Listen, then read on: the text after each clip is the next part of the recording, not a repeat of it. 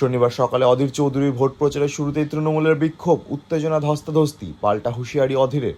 এদিন বহরমপুর পৌরসভার ১৯ নম্বর ওয়ার্ডে অধীর চৌধুরীর প্রচারের শুরুতেই স্থানীয় কাউন্সিলরের নেতৃত্বে তৃণমূলের বিক্ষোভের মুখে পড়েন অধীর।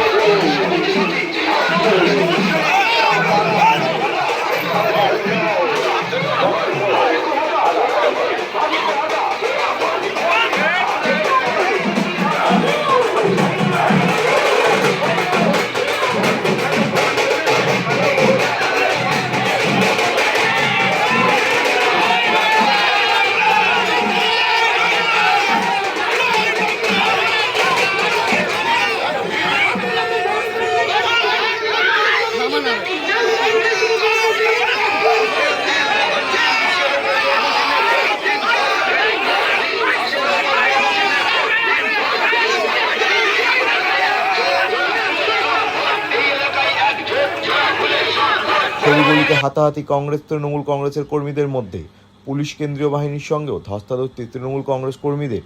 যদিও বহরমপুর পৌরসভার কাউন্সিলর ভীষ্মদেব কর্মকারের দাবি, অধীর চৌধুরীর সঙ্গে থাকা নিরাপত্তারক্ষীরা মানুষকে ভয় দেখাচ্ছিলেন, মানুষ বিক্ষোভ দেখায়। সাথে যে সেন্ট্রাল বাহিনী আছে, সে যেভাবে বন্দুকের বাড়ি বন্দুক নিয়ে মানুষকে ভয় দেখালো, সেটাই আমাদের কাছে একটা, উনি ভাবছেন যে ওনার হারিয়ে যাওয়া মাটি, বহরমপুরে আতঙ্কিত করা মাটি, খুনের রাজনীতি, ভয়ের রাজনীতি, আতঙ্কের রাজনীতি আজও মনে হয় মানুষ ভয় পায়।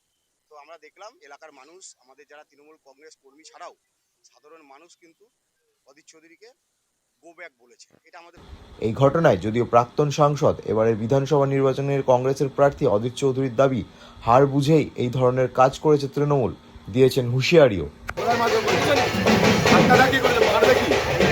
পারলে পিছিয়ে দিত